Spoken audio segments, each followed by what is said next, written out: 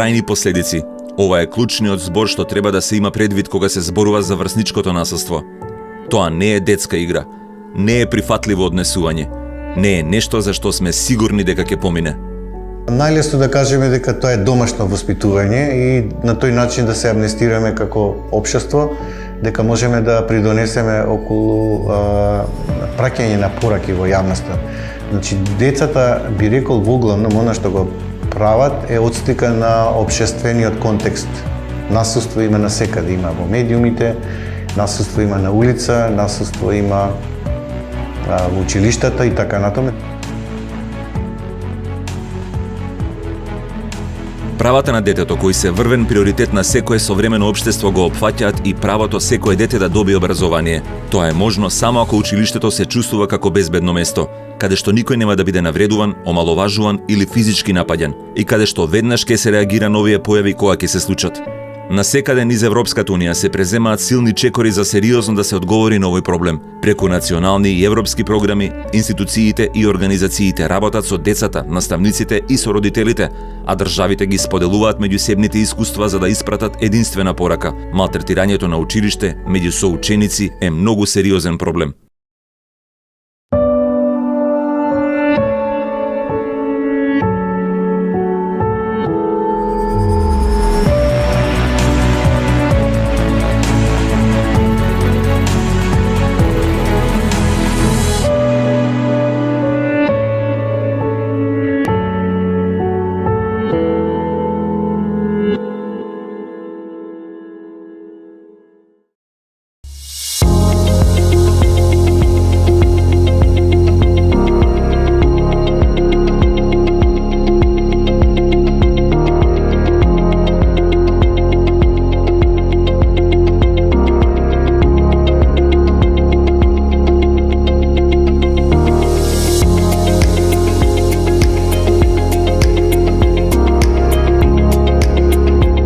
Забележавме дека се повеќе и повеќе меѓуврсничкото насилство е присутно и недоволно децата го препознаваат кога се обраќаат со погрдни зборови, со спорови со навреда, се со цел да го омаловажат соученикот, а при тоа учениците не се ставаат во одбрана или пак во заштита на нивниот соученик. Медјаши измериле дека 40% од учениците пријавиле некаков вид насилство, вербално или физичко. Тие идентификувале 23 групи врсничко насилство и речиси секој втор ученик пријавил дека забележал една од нив. Во постари извештаи бројките се поинакви. Во еден документ од УНЕСКО со податоци до 2014 година, само 10% од македонските ученици пријавиле дека било извршено насилство над нив. Тоа е подобар резултат и од Германија, Австрија, Финска, Белгија и од други развиени земји. Ова не значи дека во нашата земја било подобро, туку дека поизразен бил проблемот со непрепознавање на насилството. Тоа полека се надминува. Оно што е многу битно е да се зајакнат капацитетите како на наставниот кадар за препознавање на насилство, така на психолошко-стручните служби за интервенција, но и многу уште побитно да се зајакне капацитетот кај децата да го препознаваат и пријавуваат насилството, но и кај родителите да можат да го препознаат и соодветно да реагираат кон своите деца, но и кон службите кои што им стојат на располагање. Врсничкото насилство не се состои само од тешки физички инциденти. Тоа е секое подбутнување, мали удари или навредување, омаловажување во групата, исклучување. Важна е целта, а таа е да се понижи другото дете, да му се предизвика чувство на инфериорност кон оној што го вознемирува. Најзастапени се формите на вербално насилство, навреди, закани, понижувања, кои што се случува пред појавата на пандемијата во живо и на социјалните мрежи, а сега најверојатно се доста присутни на социјалните мрежи.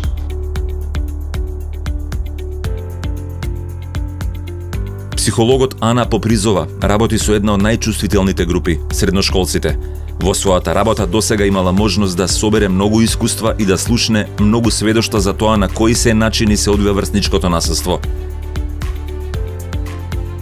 Од основно едно девојче кое го познавам, која сега ми е многу добра другарка, немаше многу другарки, не се дружеше со многу луѓе и имаше една група девојчиња кои што просто од забава сакаа да ја уништат. Првата година почна како пријателки, демеки и права друштво да не биде толку сама, на крај пред цело школо ја посрамотија.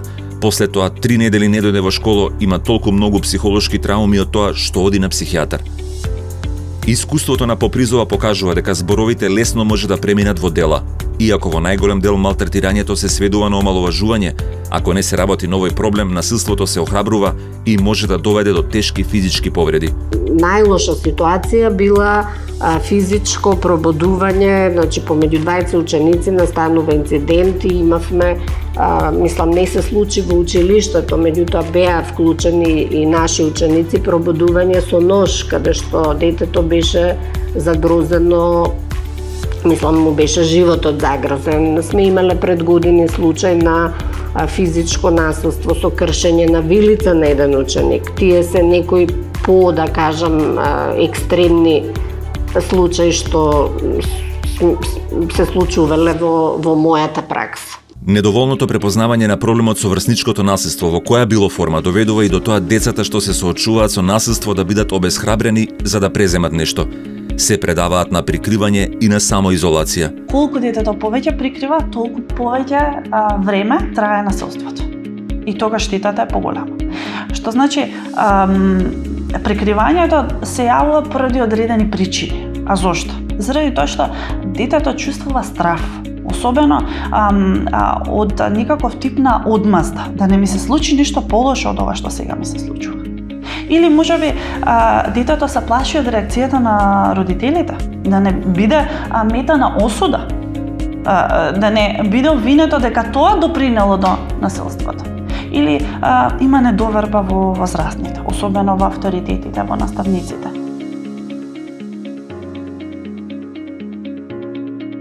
Како детски психолог, Христина Стефановска работела со многу случаи, доволно за да може да состави профили на децата што најчесто се жртви на вознемирување, дури и на насилство од своите врсници. Тоа е дете кое што е потивко, поповлечено, ненаметливо, недоминантно, дете кое што има изразена емпатија, дете кое што расте и се развива во еден воспитен процес каде што се негуваат човековите вредности. Тоа значи дека тоа е дете кое што е учено да не враќа на насилно однесување со насилство. Но таквите деца се и многу сензитивни, чувствителни, да не речам. Тоа значи дека лесно можеме да ги вознемириме. Насилникот како профил или дете кој што практикува и презентира насилно однесување, пикира таков тип на дете и таму веќе може да го манифестира однесувањето. Сосема спротивни се децата што извршуваат насилство. Многу често тоа се деца на кои исто така им треба помош, односно треба да се работи со нив и да се откријат причините за нивното однесување, за нивната потреба да покажуваат надмоќ над соучениците. Дете кој што врши насилство. Во принцип тоа е дете кој што има слаба врска со родителите, не почитува авторитети, наставници или кој да е некој друг, дете кој што не почитува правила на однесување или правила во средината, дали е тоа школска, училишна или било каква средина, дете кој што има слаби граници во однесувањето, тоа значи слабо поставени од страна на родителите. Во принцип тоа се деца, детето што врши насилство е дете кој што е психолошки и физички појако, во смисол има и располага со поголем капацитет на снага, физичка снага или психолошка снага. Физичката снага потекнува од неговиот физикус, психолошката снага потекнува од неговата психолошка моќ или потреба да ги контролира другите врсници.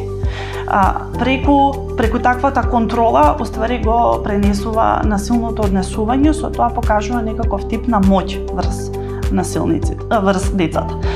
We know that the main motivations for bullies to do this behavior is wanting power, social power, being influenced, being the leader, feeling important in the group, and other causes might be that they're also under attack at school or at home, and they feel insecure or in need for validation.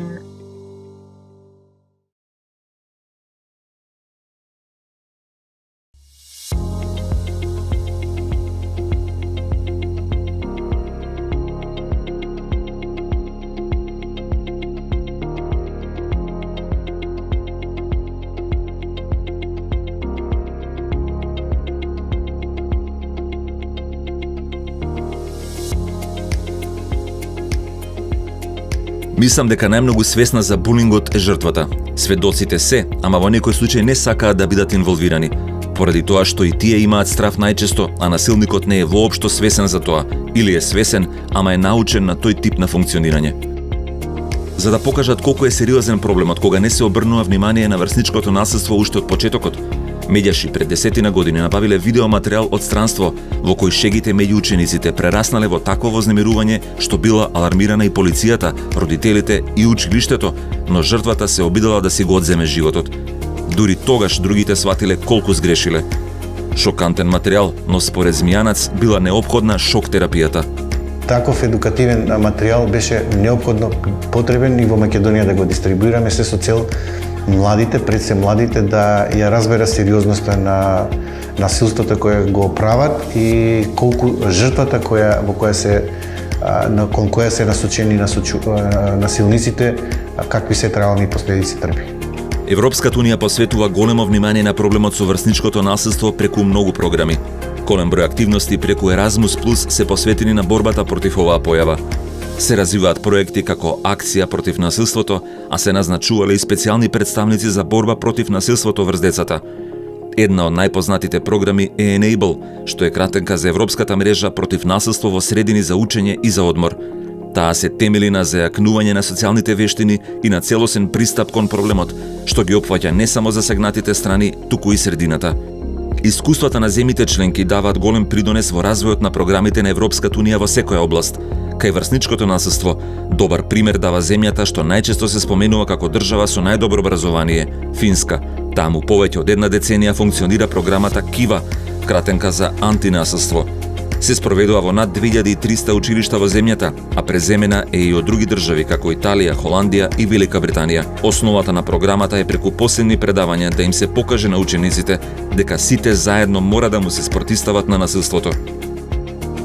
There had been a lot of discussion about bullying in Finland since the beginning of 1990s already, and I guess the Ministry of Education at that time wanted to develop a comprehensive anti-bullying program that could be widely used across schools that provide basic education in Finland. So the ministry mandated our group to develop such a program and evaluate its effects in schools. And KIVA program is it's a bullying prevention program that consists of several components.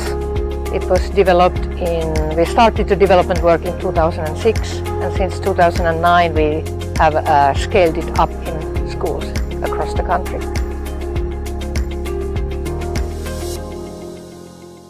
Во суштината на КИВА стои дека молчењето е одобрување. Затоа треба сите да се спротистават, бидејќи жртвата е немоќна сама. The KIVA includes, first of all, universal actions, and they are meant to prevent bullying from occurring. And their core is really the student lessons that are delivered by classroom teachers to students in classrooms. And the idea there is to raise awareness among students about the phenomenon of bullying, but especially about their own role and what they could do in order to stop bullying from happening. So we want to, through these student lessons, we want to empower the students to show actively that they are against bullying and they don't want it to happen. So this is the universal actions. Португалија е исто така земја што во последните години бележи добри резултати и напредок во борбата против врсничкото насилство. Филозофијата е и таму иста. Целосен и заеднички пристап, наместо сведување на насилството само на проблем меѓу насилникот и жртвата. What we do is to work both with the target, the victim, and also with the bullies and the other kids involved, because we think that it's very important to work with both sides, not just one, and also not just with the bullies, but with the whole group of students that are involved, because bullying is a very social and group behavior. И самите ученици се свесни за важноста на средината и за незиното влијание. Постојат различни причини зошто таа не се вмешува кога е најпотребна, љубопитност или страв. Но тоа мора да се надмине. Тоа е единственото докажано решение против врсничкото насилство. Насилникот е многу свесен за тоа што го прави, а го прави многу доброволно. поради фактот што наоѓа лично задоволство во тоа. Го користи тоа како шанса да се докаже на наблюдувачите, а наблюдувачите се оние третите кои наоѓаат задоволство и го хранат егото на насилникот со тоа што му даваат поддршка, се подсмеваат на жртвата, односно тоа што и се случува. Тие кои се околу насилникот или жртвата да бидат охрабрени, да го спречат насилството и да го трансформираат. Тоа значи дека не треба да бидат соучесници, туку напротив имаат активна улога да реагираат во заштита и превенција на потенцијалната жртва. А тука има доста работа за стручните служби, во училиштата, психолозите, педагозите и таму кај што има и социјални работници.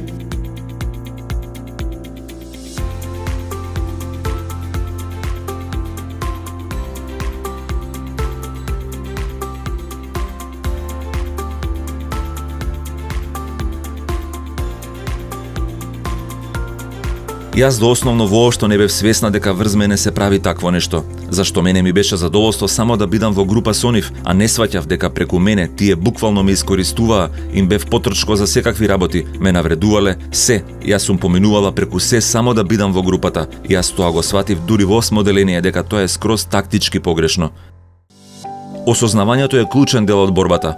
Луѓето како Инес Андраде, кои што самите поминале низ тежок период додека биле ученици, знаат точно што им недостасувало за да имаат подобра заштита. Можат прецизно да ги покажат точките што требало да се поврзат за тие да бидат сигурни и тие што треба да се поврзат денес. When I was in school, I suffered from bullying and I felt like it wasn't very taken into consideration. It wasn't a very serious issue and there were no answers for that. So even if I asked for help from the teachers or my parents, no one knew what to do with it, even though we already knew what was bullying and that it shouldn't happen. It was like, oh, just ignore it or do something to stop it yourself. Децата што се жртви на насилство најчесто се збунети и не знаат како да се одбранат. Особено кога ќе добијат таков совет, дека треба да се справат самите, бидејќи во средината каде што се наоѓаат нема решителна и сеопфатна борба против оваа појава. Во Португалија и покрај постигнатиот напредок, се уште има недостиг од служби во училиштата што ќе бидат оспособени за да држат состојбата под контрола и да создадат атмосфера во која насилството е неприфатливо. Во такви случаи, зајакнувањето на жртвите или на потенцијалните жртви е од голема важност. What we want is to develop their skills, their social skills, and also their ability to defend themselves in the situation.